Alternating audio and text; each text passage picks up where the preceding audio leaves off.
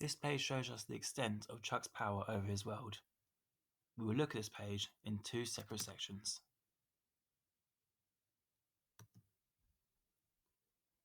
The first section shows Chuck negotiating with an angry crowd, saying that he could write them some jets into the story, or at least some better weather. This shows the blur in the two realities.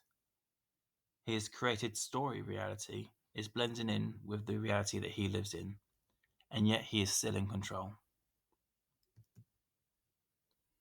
The lower section of this page show us these three panels. We can see clearly the difference in art style between the two sons here. I interpreted this as a process of an artist creating the comic.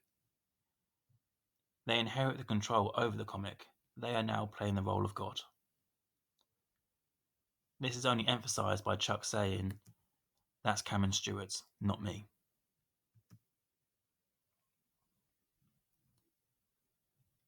Jumping back into how control is presented in the structure of the panels, let's take a look at this page here. The page shows a phone call conversation between Chuck and Jack from within the created reality. Due to a Western way of reading, we read the panels from left to right, top to bottom. Doing so gives us a simple call and response style conversation, finishing with a distorted image of Tyler. However, the panels are cleverly laid out in a way that separate the two realities. The left showing the world that Chuck lives in, writing his comic. The right shows the world that the comic where Jack and Tyler belong, controlled by Chuck.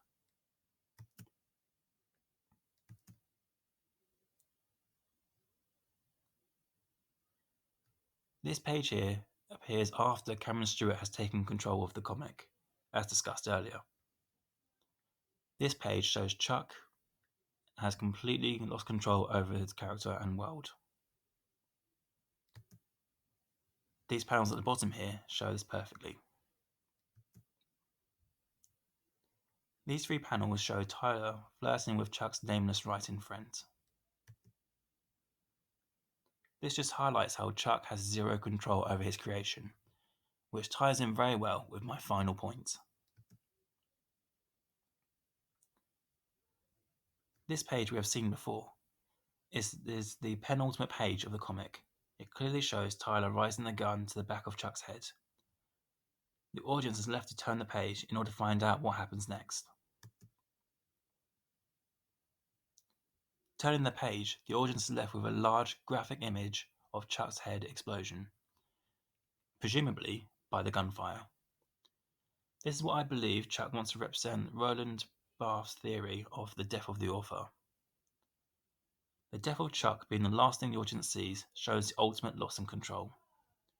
I believe that this visual and literal death of the author reflects what happened to Chuck Palahniuk's first Fight Club book. The ending was changed in order to create a more Hollywood ending.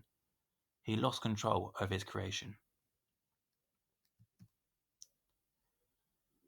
William Gass states that the death of the author signifies a decline in authority, in theological power. He is no longer God of a world. Which I believe could not be more relevant considering the themes of this comic.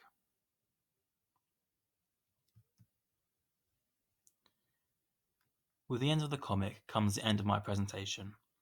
In this presentation we have covered how panel structure has shown a loss in control, how government regulation controls publication, how image and panels control the attention of the audience and how we read an image, how a godly figure controls their world, what happens when creators lose control over their characters, and finally what happens when a creator loses control of their creation entirely. My name is Christopher Josling, and thank you for watching my presentation of Control in Fight Club 2.